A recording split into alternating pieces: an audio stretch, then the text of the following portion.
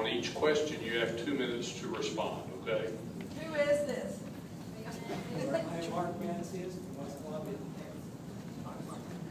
Question? Another question out there?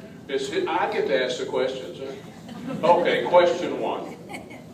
Texas being a border state, as well as having thriving ports, as well as controlling outer space travel, as well as owning the largest biocontainment lab in the world, has some security issues. What are your plans to improve and maintain the security of the sovereign state of Texas and the United States? Well, first of all, Just hold the mic up to your mouth.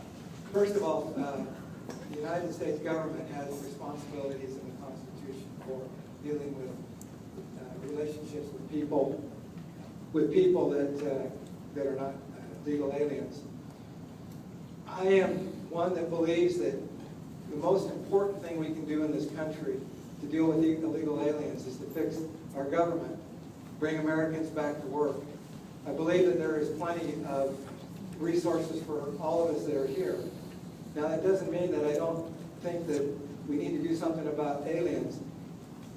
If they commit a criminal crime, we need to immediately take care of it and send them back home. If they committed a crime where they need to go to jail, they need to do that.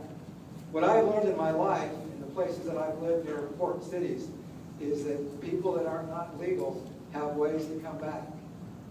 And personally, I haven't found a system that is one that you would want to do a lot of, spend a lot of money to keep illegal aliens out of the United States. But I also feel very strongly that where there is crime involved, there needs to be the adequate punishment, whatever that situation is. Question 2. Oil, black gold, Texas tea. Even Jed Clampett understood the power of oil and natural gas in today's society. Texas sits on some of the largest oil and gas reserves in the world. Our Gulf is dotted with thousands of oil rigs. Our refineries distill millions of gallons of gasoline and fuel. As Congressman from the 14th District of Texas, what energy policy will you support? I believe that we need to make ourselves self-sufficient as a nation in energy. I'm a chemical engineer. I've worked in the chemical business for a lot of years. I have been moved around the country by the Environmental Protection Agency at times when I didn't feel like they should have as our plants closed. And energy policy has to start with what we can develop and have at home. We are the world's largest holder of natural gas if you look across our nation. We should be going after and using that. There was an article in the paper, on a newscast today that talked about Dow Chemical is going to spend $4 billion here in this area, primarily because of the natural gas that's here and the competitive price that it has. I believe we have to develop these resources. I believe we need to get the federal government out of these. They shouldn't be doing anything that's involved in Texas where there is not something that crosses the border, and that doesn't cross the border. We, as a nation, because we import so much oil from other places, they kind of have our hands a little bit tied. This is one of the keys that I believe that we have to change. We can do it by just removing government regulation to a large part. We didn't build a pipeline here recently. That oil is going to go to China. Don't understand why. Those are the kinds of decisions that have to stop, and we have to work to do this. I'm a very strong supporter of using our resources here. Thank you. Question 3.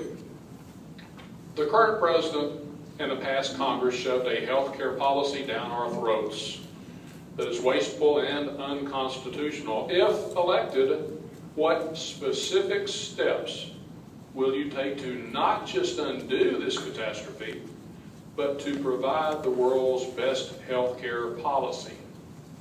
Health care is a very sensitive subject, and depending on where you live and your age, it has different answers.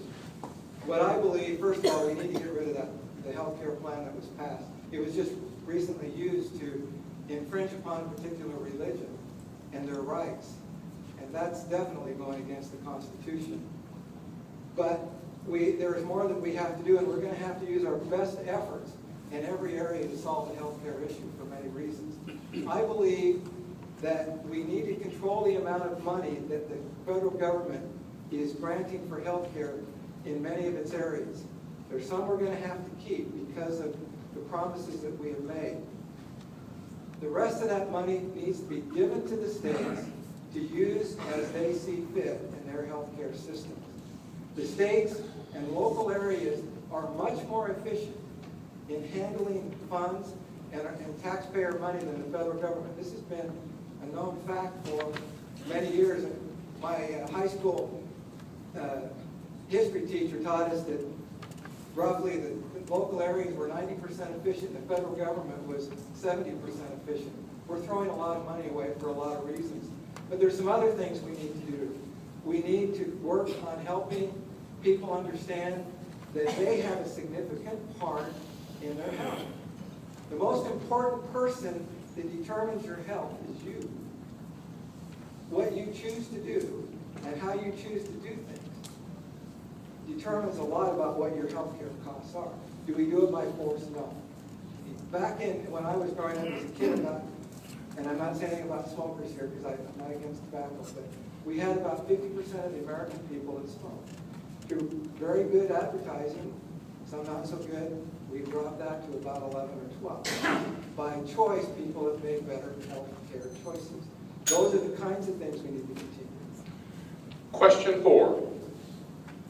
Economics deals with unlimited demand and limited supply.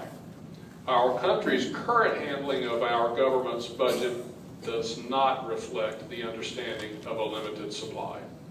CD14 has its share of special projects, also known as earmarks or pork. How will you balance the needs of your constituents against the need for a balanced budget? In one, I'd like to just talk about one of these. One of the powers given to the federal government was defense of the nation. And I have some strong beliefs that it is a very important part of what we do, but our defense needs to be based on deterrent, not being a policeman to the rest of the world. I really, truly believe that. I think we can spend our money much more efficient. There was an adage many years ago that said if you control the seas, you control the world of commerce. If you control the world's commerce, you basically control what went on.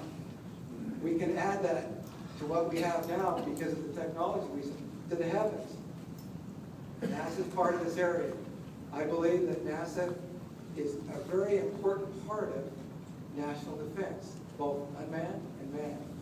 And I believe it needs to be treated that way.